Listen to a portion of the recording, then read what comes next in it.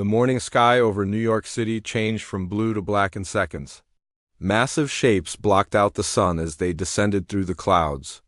People stopped walking and pointed upward with their mouths open. Cars pulled over as drivers forgot to watch the road. The alien ships were beautiful and terrible at the same time, Commander. Veltar stood on the bridge of his flagship and watched Earth grow larger through the viewing screen. His tall frame moved with the grace his people were known for across the galaxy. The Kethari had conquered 12 worlds already, and Earth would be the 13th. His hollow bones felt light as he walked between the control stations. His crew worked quietly and efficiently. "Status report," Veltar commanded in his native language. "All ships in formation," replied his second-in-command. "The planet shows no signs of advanced orbital defenses. Their technology appears primitive." Veltar nodded. The humans had only recently developed spaceflight. They had no weapons that could threaten his fleet. This would be simple down on Earth. Dr. Amanda Rivers ran through the halls of CERN. Her shoes clicked against the polished floors as she rushed to the emergency meeting. She had been studying gravitational physics for 15 years, but nothing had prepared her for this moment. The readings from the alien ships were strange. Their hulls seemed too thin for vessels of that size. "Amanda, thank God you're here," called Dr. Marcus Webb from across the room. "We need your expertise on these readings." Amanda looked at the data streaming across the monitors. The alien ships registered as having very low mass for their size. Their hulls appeared to be made of materials lighter than anything humans had developed. She frowned as she studied the numbers. "This doesn't make sense," she muttered. "These ships should collapse under their own weight." Meanwhile, television screens around the world showed the same image. The alien fleet hung motionless above Major cities. London, Tokyo, Moscow, and dozens of other capitals found themselves in shadow. The ships were elegant and curved like works of art, but they were also enormous. Each one was easily the size of a city block. President Maria Santos stood in the White House Situation Room, surrounded by military advisors and scientists. The secure phone lines buzzed with calls from world leaders. Everyone wanted to know what America planned to do. The truth was that no one knew what to do. "Madam President," said General Thompson, "we have fighter jets ready to scramble, but we don't know if conventional weapons will work." "Hold position," Santos ordered. "We need to see what they want first." She didn't have to wait long. Every communication device on Earth suddenly crackled to life. Radio stations, television broadcasts, and internet connections all carried the same message. The alien voice was clear and spoke perfect English. "People of Earth," the voice began, "I am Commander Veltar of the Kethari Empire. Your world has been chosen for incorporation into our domain. You have 6 hours to surrender your governments and submit to our authority. Resistance will be met with overwhelming force. This is your only warning," the message repeated in every major language. Chinese, Spanish, Arabic, Hindi, and dozens of others. The aliens had clearly been watching Earth for some time. They knew about human languages and governments. They had done their homework. In homes around the world, families gathered around their screens. Parents held their children close as the message played again and again. Some people prayed, others loaded their guns. Most just waited to see what would happen next. Back on the alien flagship, Veltar felt confident. His people had used this same approach on every world they had conquered. The show of force followed by surrender terms usually worked within hours. Most species recognized the futility of fighting against superior technology. "Sir," called the navigation officer, "we're detecting some atmospheric disturbance as we maintain altitude." "Nothing serious, but our systems are working harder than expected." Veltar dismissed the concern with a wave of his hand. Every world had different atmospheric conditions. His ships were designed to handle any environment. The Kethari were masters of space travel and had explored systems across this entire sector of the galaxy. On Earth, the 6 hours passed like 6 minutes. Government leaders held emergency sessions. Military commanders moved their forces into position. Scientists like Amanda Rivers worked frantically to analyze the alien technology. But everyone knew the truth. Humanity was outmatched. The aliens had faster-than-light travel. They had energy weapons that could be seen charging up on the bottom of their ships. They had the advantage of numbers and technology. Earth's missiles and fighter jets seemed like toys in comparison. When the deadline arrived, President Santos stood before the cameras. World leaders had agreed that she would speak for all of humanity. Her words would determine whether Earth fought or surrendered. To Commander Veltar and the Cathari Empire, she began, humanity rejects your demands. Earth is not for sale or conquest. We will defend our home with everything we have. You may have superior technology, but you clearly don't understand human nature. We don't surrender. We don't submit. We fight. The transmission ended and the world held its breath. On the alien ships, Veltar received the message with disappointment rather than anger. He had hoped the humans would be reasonable. Now he would have to demonstrate the consequences of defying the Cathari Empire. Begin the assault, he ordered. Target their major cities but avoid destroying the infrastructure. We'll need those facilities intact after we take control. The alien ships began to move. Their elegant hulls gleamed in the sunlight as they descended toward Earth's surface. The invasion of Earth had begun, but something was wrong. The ships seemed to be struggling with the descent. Their movements were not as smooth as they should be. Amanda Rivers watched the aliens approach from the CERN facility. Her instruments showed readings that made no sense. The alien ships were fighting against Earth's gravity much harder than they should be. It was as if they had never encountered a planet with this much gravitational pull. "My God," she whispered, as understanding dawned. "They're from a low-gravity world." The beautiful alien ships continued their descent, but Amanda could see they were in trouble.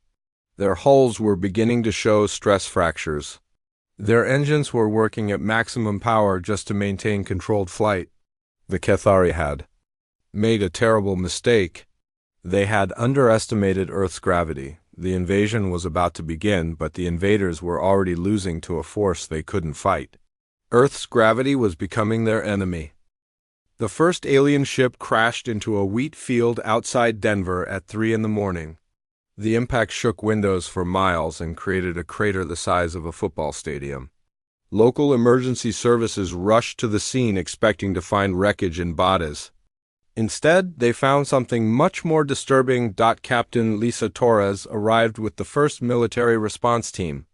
She had trained for combat scenarios, but nothing had prepared her for what she saw. The alien ship had split open like an egg. Metal that should have been stronger than steel was twisted and broken. The elegant curves were now jagged wounds in the earth. "Jesus Christ," whispered Sergeant Davis as he stared at the wreckage. "What kind of metal is this? It looks like it was made from tinfoil." Torres moved closer to the ship. Her training told her to be careful, but her curiosity was stronger. The alien hull was indeed much thinner than expected. It was beautiful but fragile, like something designed for a world where weight didn't matter. A sound came from inside the ship. Something was moving in there. Torres signaled for her team to spread out and take cover. They raised their weapons and waited. The sound came again. It was weak and seemed almost like crying. "This is Captain Torres of the United States Army," she called out. "Come out with your hands visible." A section of the ship's hull shifted, and a figure emerged. Torres had seen the aliens in the transmission, but seeing one in person was different. The being was tall and thin like a basketball player, but even more extreme. Its arms and legs were impossibly long and delicate. Its skin was pale blue and seemed almost translucent. The alien took one step forward and collapsed. Its legs couldn't support its weight. Torres heard it making sounds that could only be described as gasps of pain. The mighty conqueror from space couldn't even stand up on Earth. "Sir," Davis called out, "there are more of them coming out." One by one, the alien crew emerged from their broken ship. Each one struggled to move. Their faces showed expressions of confusion and agony. These beings who had threatened to conquer Earth were now crawling on their hands and knees in a wheat field. Torres lowered her weapon. Whatever these creatures were, they were no threat in their current condition. She activated her radio and called for medical support. The situation had gone from combat to humanitarian aid in minutes. Command, this is Torres. The aliens are down and appear to be injured. Request immediate medical assistance. Torres, what do you mean injured? Are they wounded from the crash? Negative, sir. They appear to be suffering from some kind of medical condition. They can't stand up. Similar scenes played out around the world. In London, an alien ship crashed into the Thames. The crew was pulled from the water by the Coast Guard. In Tokyo, emergency responders found alien beings collapsed outside their ship, gasping for air. In Moscow, paramedics were called to treat the invaders who had come to conquer them. Commander Veltar remained on his flagship, watching the disaster unfold. His ground forces were reporting the same problems everywhere. His warriors, the pride of the Cathari military, were helpless on the planet's surface. The reports made no sense. Sir, called his medical officer, we're receiving distress signals from all landing parties. They're reporting severe physiological stress, explain, Veltar demanded. The planet's gravity is approximately 3 times what our forces were expecting. Their bodies are being crushed by their own weight. Veltar felt his blood freeze, 3 times normal gravity. His people had evolved on a world where gravity was weak. Their bones were hollow like bird bones. Their hearts were designed to pump blood in low gravity. On Earth, they were dying. How long can they survive? He asked. Unknown, sir. But the early reports suggest hours rather than days. Meanwhile, Dr. Amanda Rivers was studying the readings from the crash sites. Her theory about the aliens coming from a low-gravity world was proving correct. The evidence was overwhelming. Their ships were designed for minimal gravitational stress. Their bodies were adapted for an environment Earth's gravity would crush. They never encountered a high-gravity world before, she told her colleague Dr. Webb. Their entire expansion must have been limited to low-gravity planets. That would explain why they're so confident, Webb replied. They never met resistance they couldn't overcome because they never tried to invade a world like ours. At the Denver crash site, Torres was getting her first close look at an alien. The being was clearly suffering, but it was trying to communicate. It pointed to its chest and made sounds that seemed like words. Torres didn't understand the language, but she could see the pain in its large eyes. Get the translator team here now, she ordered. The alien tried to stand again, but its legs buckled immediately. Torres could see that its bones were too thin to support its weight in Earth's gravity. The being that had threatened to conquer her world was now completely helpless. A medic named Johnson approached carefully. He had no idea how to treat an alien, but suffering was universal. He could see that the being was in severe distress. Its breathing was labored and its skin was changing color. Captain, Johnson said, I think this one is having heart problems. Its pulse is irregular and weak, Torres nodded. The irony wasn't lost on her. The alien invasion was failing not because of human weapons, but because of human gravity. The conquerors were being defeated by physics. More alien ships were attempting to land, but the results were always the same. The ships themselves were struggling to maintain structural integrity. Several more crashed during landing attempts. The few that made controlled landings discharged crews who immediately collapsed. News reports from around the world showed the same images. Tall, graceful aliens who moved like dancers in space but like invalids on Earth. The beings who had demanded humanity's surrender were now depending on human mercy to survive. President Santos watched the reports from the White House. Her military advisors were confused by the situation. The threat that had seemed so overwhelming hours ago was now looking like a disaster relief operation. Madam President, General Thompson said, our forces are reporting that the aliens are requesting medical assistance. They're not fighting anymore. What do you recommend, General? Honestly, ma'am, I recommend we help them. They're clearly not a threat in their current condition, Santos nodded. America had always been a nation that helped those in need, even enemies. The aliens might have come to conquer, but they were now just beings in desperate need of help. On the alien flagship, Veltar faced the collapse of his entire invasion plan. His ground forces were scattered across the planet, dying from the effects of gravity. His ships were too damaged to attempt evacuation. The Cathari Empire had suffered its first major defeat, and it wasn't even against weapons or armies.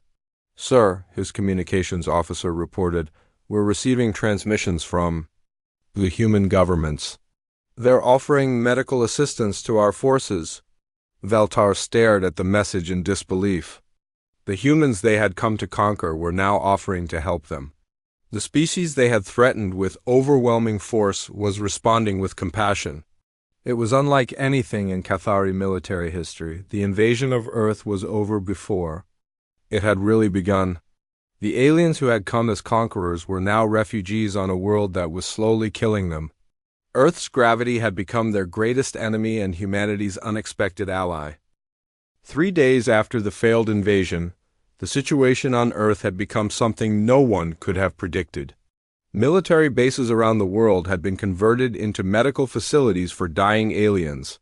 The beings who had come to conquer were now patients in human hospitals. Dr. Amanda Rivers stood in a makeshift laboratory at the Denver crash site, working alongside an alien scientist named Morden. The young Cathari had been part of the ship's research team and was one of the few aliens who could still communicate effectively. Even so, he needed to lie down during their conversations because sitting upright was too exhausting. "Your world is killing us," Morden said through the translation device they had cobbled together. "We never imagined gravity could be so strong." Amanda studied the data they had gathered about Cathari physiology. The aliens' bones were indeed hollow like bird bones, designed for a world where gravity was less than 1/3 of Earth's.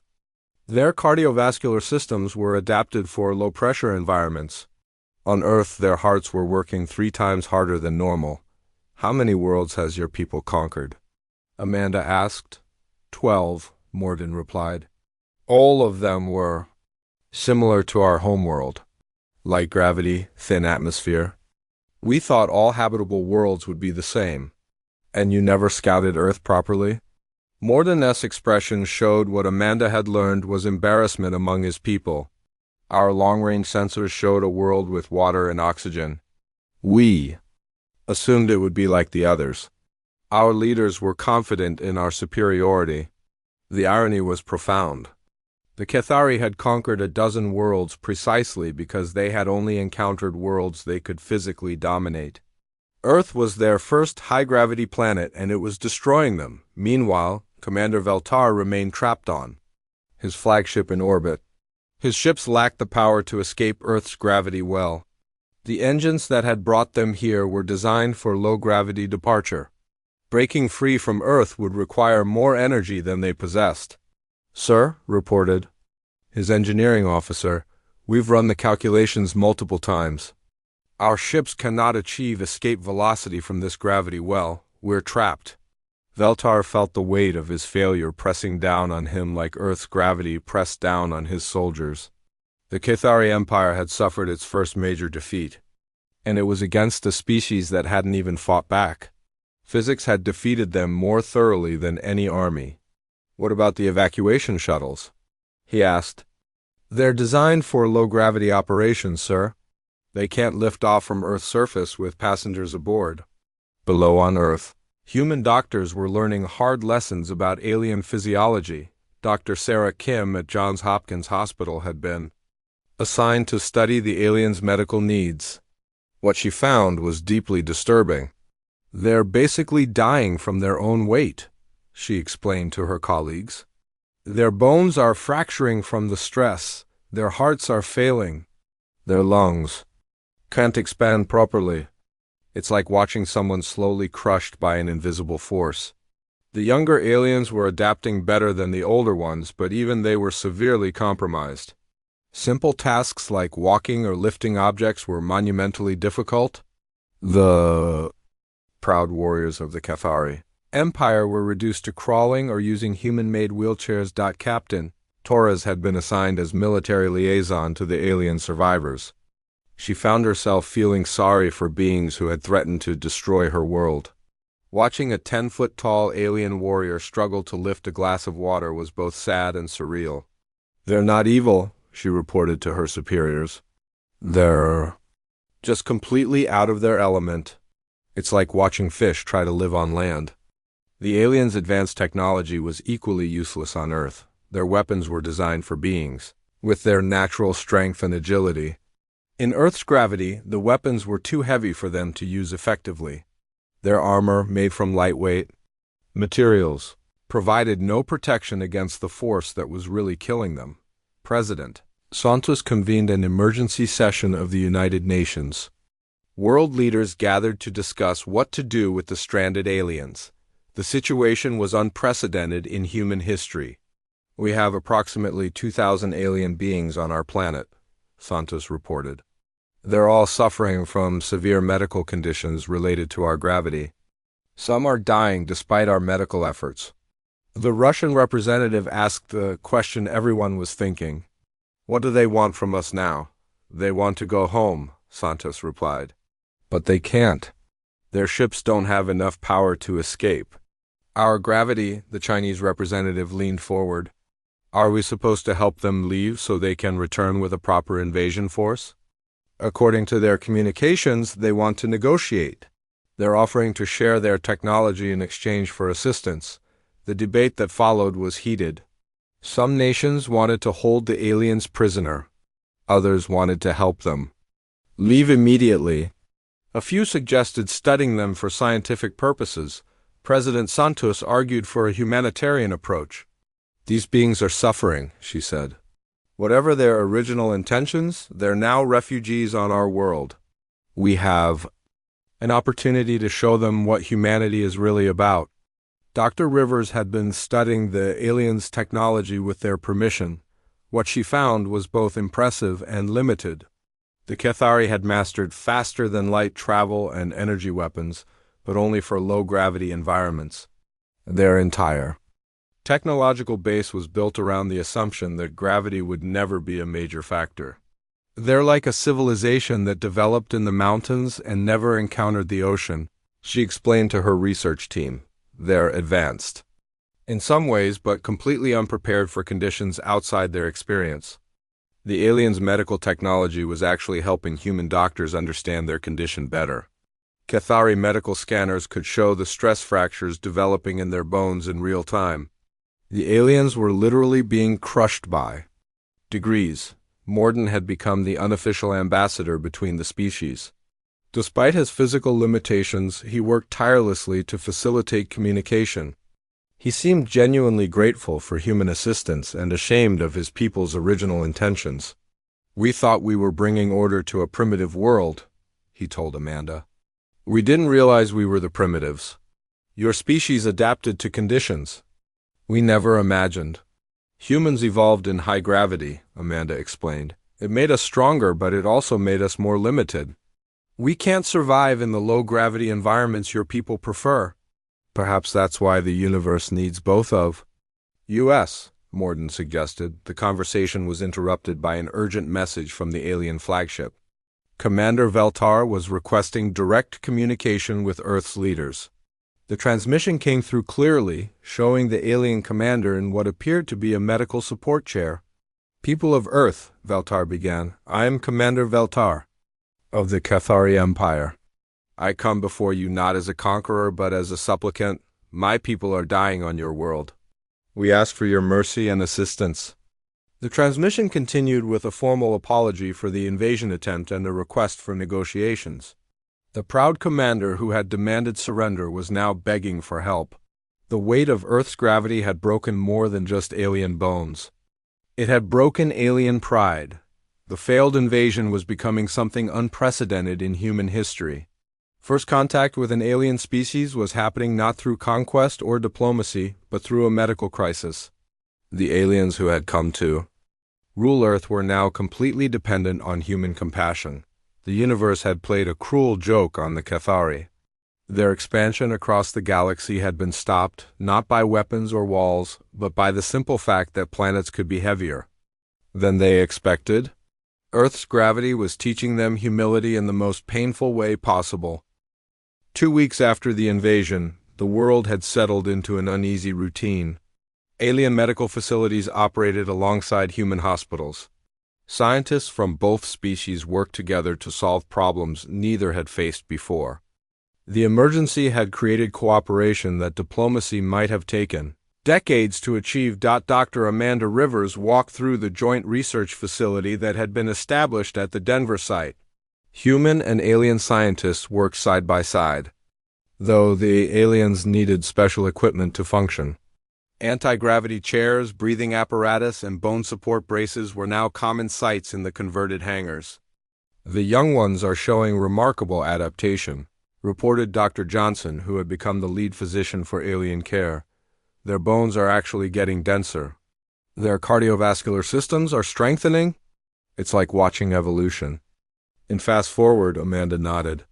The younger Cathari were indeed adapting to Earth's gravity better than anyone had expected. They still couldn't function normally, but they were surviving. Some could even walk short distances without collapsing. Morden had become the most successful adapter. After 3 weeks on Earth, he could sit upright for hours and even stand for brief periods. His improvement gave hope to the other aliens and provided valuable data for human researchers. "My body learns," he explained to Amanda during one of their daily meetings. "Young Cathari bones can change. Old ones cannot. Commander Veltar and the senior officers will never adapt." "How young is young for your species?" Amanda asked. "I am 37 Earth years, still growing. Anyone over 50 years will not survive much longer." The harsh reality was that about half the alien survivors were middle-aged or older.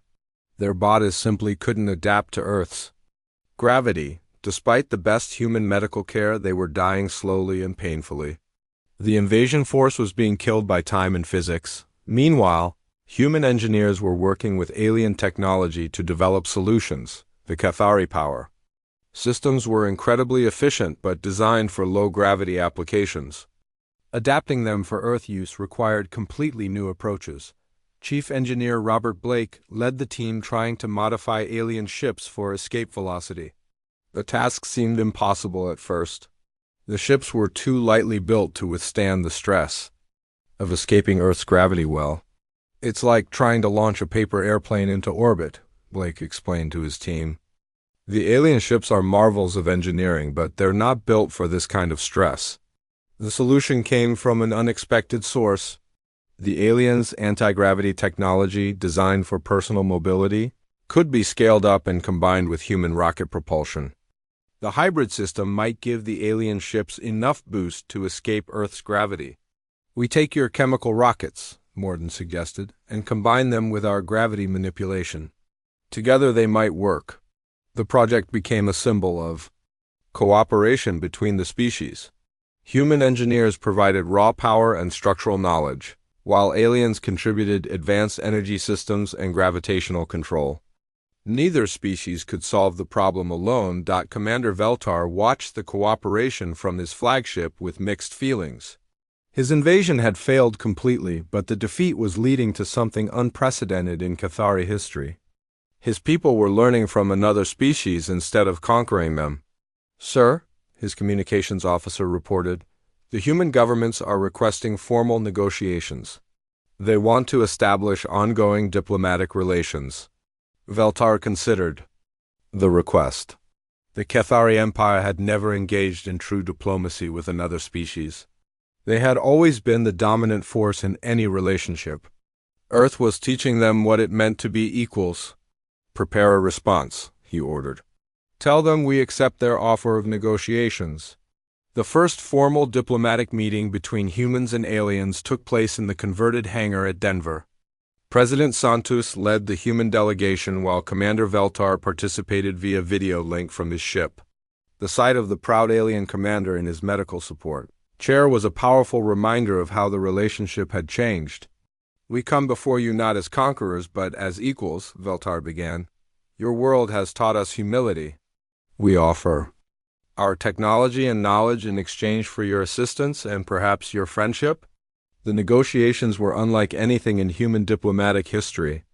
The aliens offered advanced medical technology, energy systems, and space travel capabilities.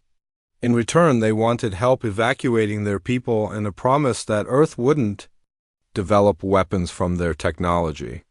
"We understand your caution," Santos replied. "But we also offer something your people have never experienced. We offer partnership between equals." The concept of partnership was difficult for the Cathari to understand. Their entire civilization was built on hierarchy and dominance. The idea of working with another species as equals was revolutionary. Dr. Rivers found herself becoming an unofficial ambassador between the species. Her scientific background and growing friendship with Morden made her an ideal liaison. She spent hours explaining human culture and history to the aliens. "Your species fights each other," Morden observed during one of their talks. "The Cathari conquered all opposition long ago. We have unity." "We have diversity," Amanda replied. "Different ideas, different solutions. It makes us stronger in some ways, but also weaker. You could not present a united front against invasion." "No, but we could present a united front to help you. Sometimes diversity leads to compassion." The conversation revealed fundamental differences between the species.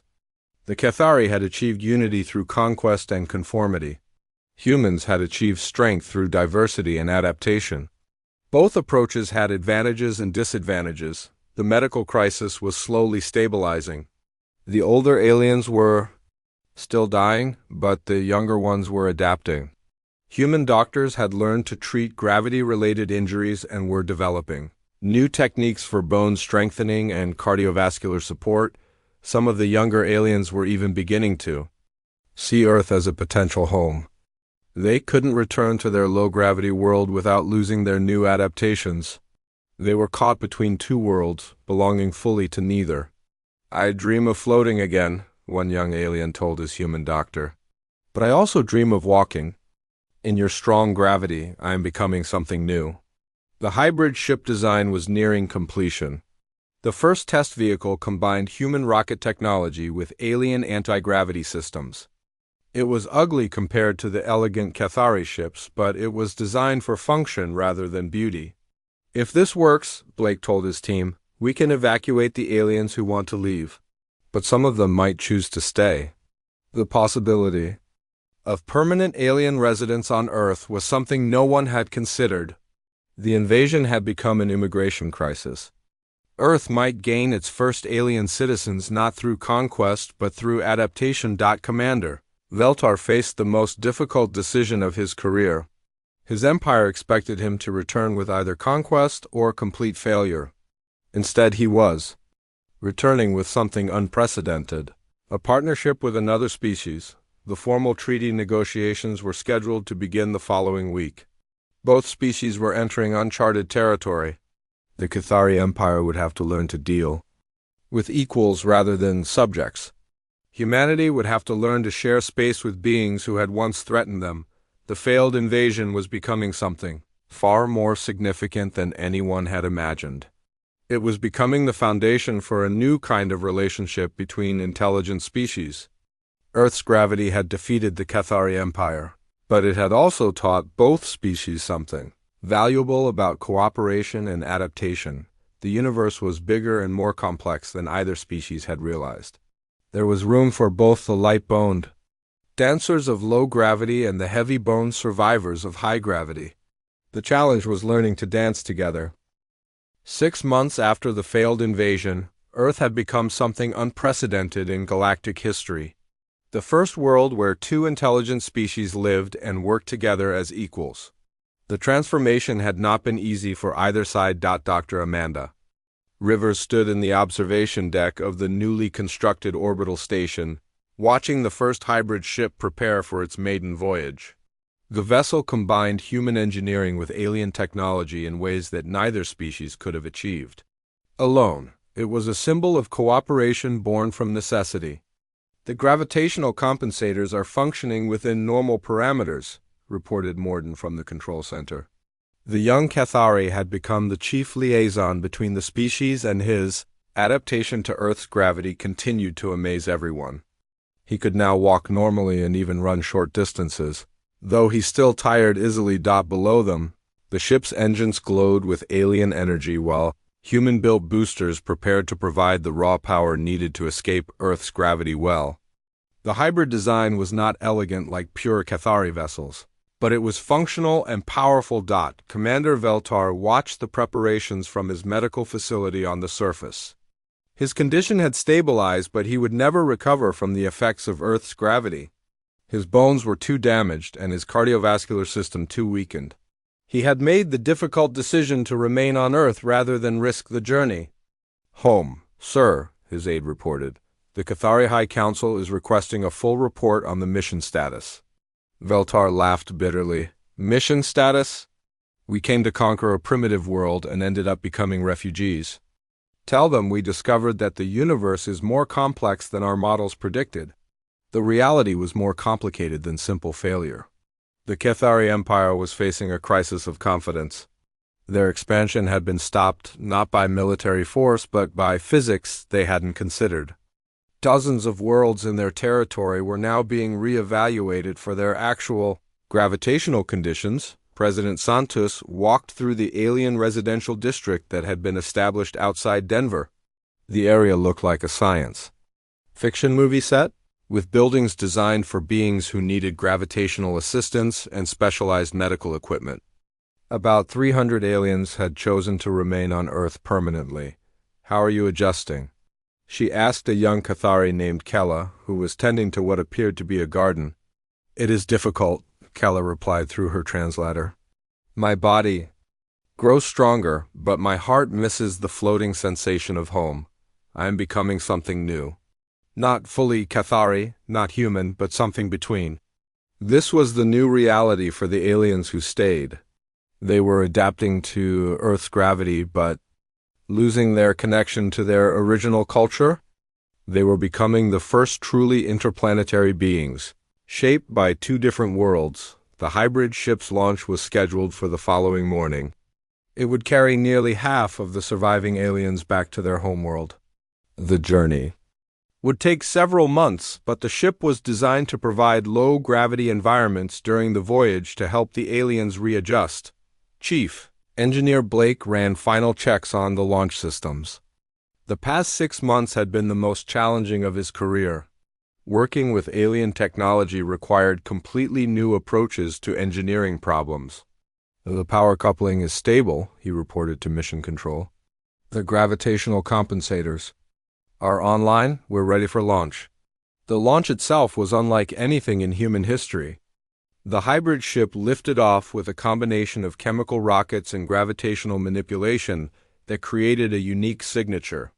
The vessel rose steadily through Earth's atmosphere, carrying its alien passengers toward home. Dr. Rivers watched the launch from the observation deck, standing beside Morden. The young alien's face showed a mixture of emotions as he watched his people depart.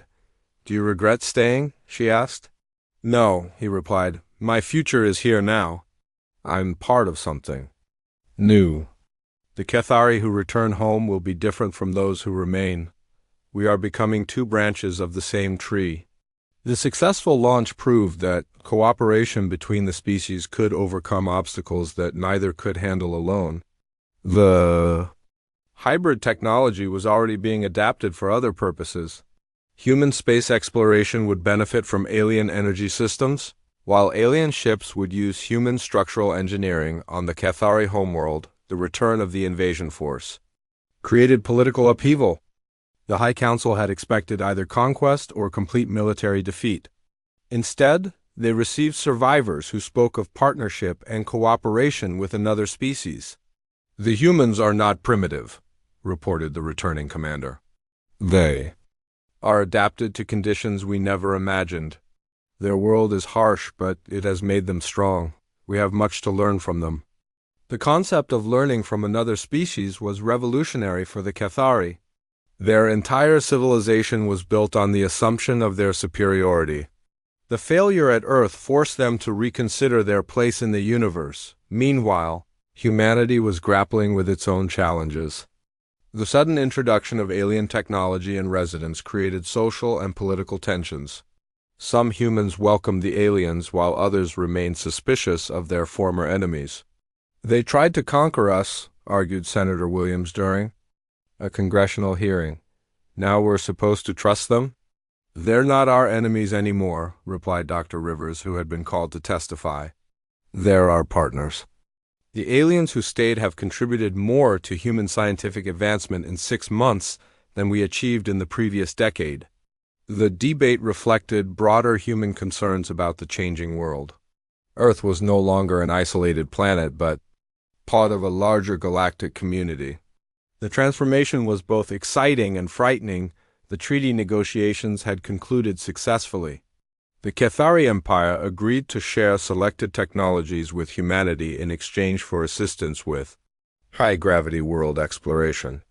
Earth would serve as a training ground for aliens who wanted to adapt to heavy gravity environments. The agreement also established the first interstellar diplomatic protocols. Earth would remain independent but would maintain formal relations with the Cathari Empire. Trade agreements, scientific exchanges, and cultural programs were all part of the comprehensive treaty, Commander. Veltar found himself in an unexpected role as Earth's first alien ambassador.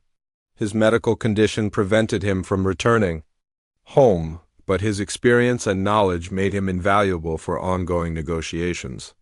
I came here as a conqueror, he reflected during an interview with human journalists. I am ending my days as a bridge between worlds. Perhaps this is what the universe intended. The failed invasion had indeed become something much more significant. It had proven that different species could coexist and cooperate despite their differences.